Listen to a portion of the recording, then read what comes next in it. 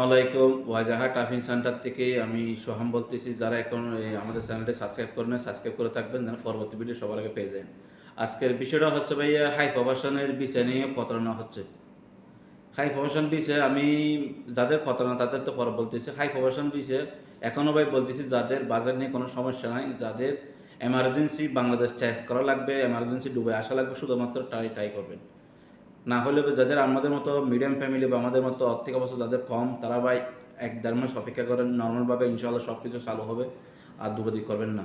আর যাদের এমার্জেন্সি আসা লাগবে তারাই হাই প্রবাসনের বিষয়ে ট্রাই করেন, কারণ এটা হাই প্রাইস।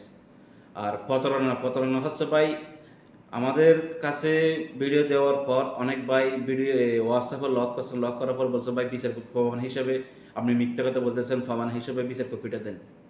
এখন বিচার কপিটা দিয়েছি ভাই, এখন কি হয়েছে, বিচার মধ্যে যে আমাদের মেন বিচার যে ৮ ডিজিটের যে কোডটা থাকে, উনি কী করলো, উনি অনেক শিয়ানা মানুষ, ওই কোডটাকে কপি করে অন্য একটা বিচার মধ্যে অন্যজনের ডকুমেন্ট, অন্যজনের সম্পূর্ণ সবগুলো শেষ করে ওই কোডটা ইউজ করা হয়েছে।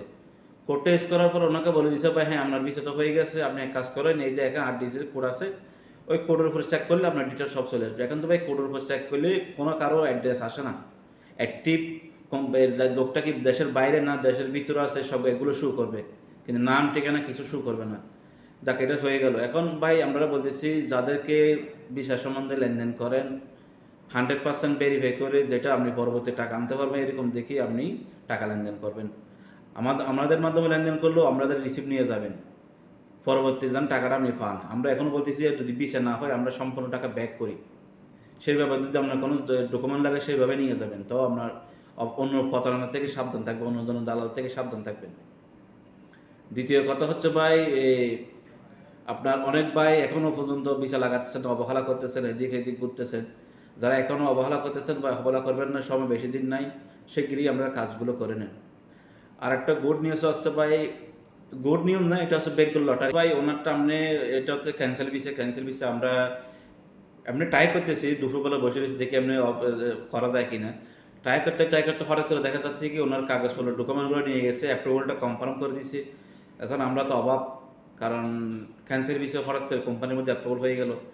তো ইনশাল্লাহ যদি দেখা যাচ্ছে এখনও পেন্ডিংয়ে আছে, আজকে কালকের মধ্যে কনফার্ম হয়ে গেলে এটা এটা গুড নিউজ, একটা বেঙ্গল লটারি। আর এমনি অ্যাভেলেবেল আজকে সকালে ট্রাই কিছু হতেছে না, তো এটা আবার আমাদের কথা মনে করে আবার কেউ ট্রাই করতে দেয় না। আবার দেখা যাচ্ছে বেঙ্গল লটারি হয়ে গেলে অনেক সময় দেখা যাচ্ছে কি হঠাৎ করে হয়ে যায়, তো রিসিভ অ্যাকসেপ্ট হয়ে যায়, দেখা যায় এটা ব্যাংকের উপরে ডিপেন্ড করে। তো সবাই এখন অবহেলা করবে না, যাদের যে সমস্যা, যে ধরনের কোনো সমস্যা হলে আমাদের অফিসে আসেন, আসে সরাসরি কনফার্ম করে যেটা করা লাগে সেটা করতে পারবেন, কোনো সমস্যা নেই। বাংলাদেশ হিসাবে চেষ্টা করব আমাদের একটা ভালো একটা সার্ভিস দেওয়ার জন্য। তো সবাই